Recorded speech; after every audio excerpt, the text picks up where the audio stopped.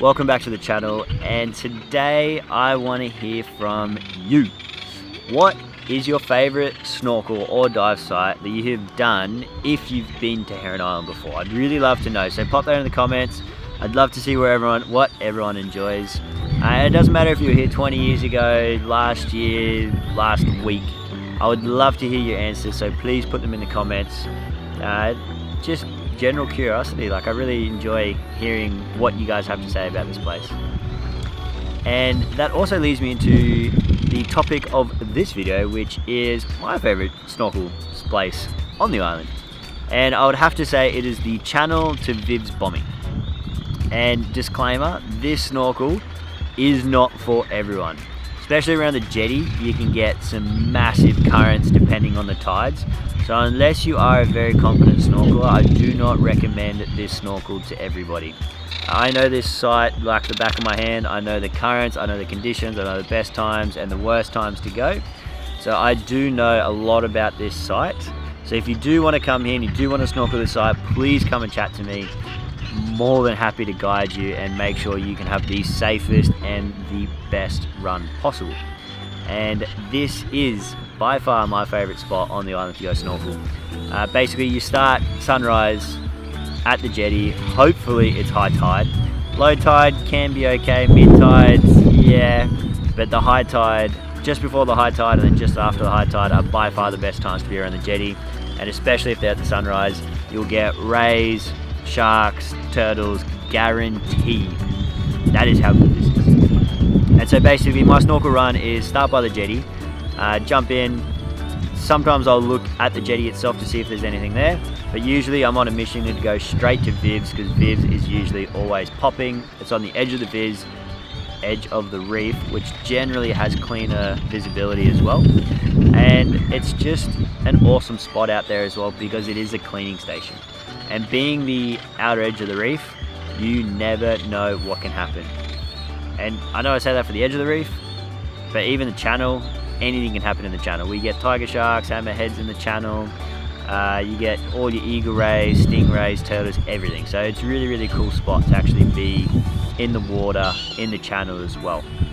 And so as I get in the water from the jetty, I'll swim out to the wreck. I'll quickly check the wreck to see if there's anything cool and exciting happening there. And then once I'm at the wreck, I'll then continue going through the channel and get to the edge of the reef. Once I'm at the edge of the reef, I basically chuck a right. There's the first mooring buoy. It's about, I think, 50 meters from the edge of the channel. Snorkel my way over to the buoy where there's a cleaning station for turtles and basically just wait. And that is basically where the show begins. Sometimes I'll get there and there'll be absolutely nothing. Other times I'll get there, there'll be nothing, and then all of a sudden everything starts coming, like I had this morning, which I'm showing you right now. And then other times you'll get there and it'll just be popping from the very first moment you get there until you leave. It'll just be going absolute berserk. All manner of marine life is happening there. I've seen mantas, tigers. I had a hammerhead close to that spot. Lots of turtles, sharks, eagle rays, stingrays, bull rays, you name it. You basically get it there because it is the open ocean. It's just such a beautiful spot. And the visibility is generally better. Then also with that cleaning station, there's a really awesome corner of the cleaning station where the coral, the staghorn coral is. And with all the little chromis and the little damselfish that live in that coral, it creates this beautiful seascape underwater. And then when you get it in the morning, you get these beautiful sun rays at the back. I like to use my lights and light up the front of them. And then you just get these beautiful shots moving through them. And if you have the turtles moving around, it just looks so good. Which is why I love it so much. And then from there, I'll head on back into the channel. Sometimes I'll go out to Heron Bombing, which is quite a distance further. And then if it's really good conditions and I've timed it really well, then I will actually go to the point of the island, which is very sketchy. And I only do it on very special occasions.